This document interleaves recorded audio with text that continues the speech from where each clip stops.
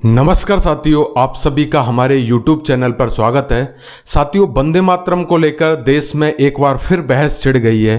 कारण यह है कि महाराष्ट्र सरकार ने एक आदेश जारी किया है और उन्होंने कहा है कि अब महाराष्ट्र का प्रत्येक सरकारी कर्मचारी और महाराष्ट्र सरकार से सहायता प्राप्त करने वाला हर एक ऑर्गेनाइजेशन अब हेलो की जगह वंदे मातरम शब्द का प्रयोग करेगा। महाराष्ट्र की कांग्रेस इकाई यह कह रही है कि हम किसानों के सम्मान में जय बली राजा और राम राम बोलेंगे, लेकिन वंदे मातरम नहीं बोलेंगे। साथ ही एनसीपी के नेताओं के भी ये बयान आ रहे हैं कि किसी को वंदे मातरम बोलने के लिए मजबूर नहीं किया जा सकता। और समाजवादी पार्टी की जो महाराष्ट्र इकाई है, उनके अध्यक्ष ने भी ये कहा है कि इससे हमारी मान्यताओं को खंडित किया जाता है और इस तरह से प्रत्येक व्यक्ति वंदे मातरम बोलने के लिए बाध्य नहीं है।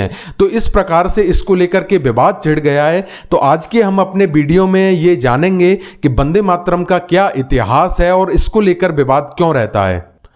साथियों, जैसा हम सभी जानते हैं कि वंदे मातरम भारत का राष्ट्रीय गीत है। राष्ट्रीय गान हमारा जनगण मन है और जो हमारा राष्ट्र गीत है वो वंदे मातरम है।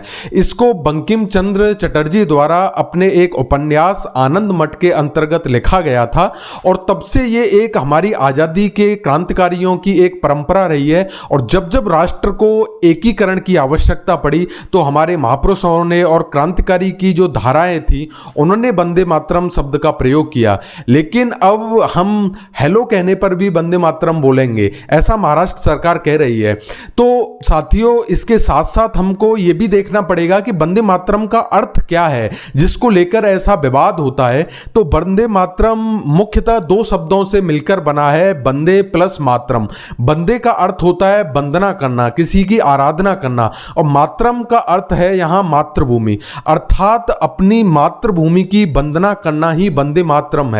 तो आपके मन में एक सवाल आएगा कि हर किसी को अपने राष्ट्र की या अपनी मातृभूमि की वंदना तो करनी चाहिए, फिर इसको लेकर विवाद क्यों रहता है। तो इसको लेकर मुख्यतः मुस्लिम जो समुदाय है उसके कुछ जो नेतागण हैं उनको इसको लेकर के विवाद रहता है। आपने अक्सर देखा होगा असदुद्दीन ओवैसी और अन्य जो मुस्लिम नेता हैं वो इसको लेकर विवाद करते हैं और विवाद में भी वो मातरम शब्द को लेकर के करते हैं, क्योंकि इसमें एक भाव जुड़ जाता है मातृभूमि को लेकर। तो ये इस तरह से एक विवाद रहता है कि मुस्लिमों की मातृभूमि क्या भारत ही है या फिर वो भारत से अलग पश्चिम एशिया आदि देशों में अपनी मातृभूमि को खोजते हैं।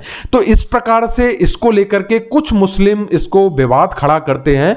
हालांकि ये भारत के आज़ादी का एक घोतक है और वर्तमान में भी भारत की जो राष्ट्रगीत है वो वंदे मातरम है। तो कुल मिलाकर के मेरी समझ में भी ये महाराष्ट्र सरकार का एक तरह से अच्छा फैसला है, क्योंकि हम अभिवादन ही तो कर रहे हैं और अभिवादन में अगर मातृभूमि की वंदना से हम शुरुआत कर रहे हैं तो इसमें बुराई क्या है। तो अन्य पार्टियों को भी इसको लेकर के सोचना चाहिए। हालांकि भारत में राजनीति होती रहती है, लेकिन फिर भी इस पर सभी को विचार करना चाहिए और वंदे मातरम हम सबको बोलना चाहिए। भगत सिंह के अंतिम शब्द भी वंदे मातरम थे। हमको ये याद रखना चाहिए, जब भगत सिंह फांसी के फंदे पर जा रहे थे तो उन्होंने वंदे मातरम ही बोला था, इंकलाब जिंदाबाद उन्होंने बोला था।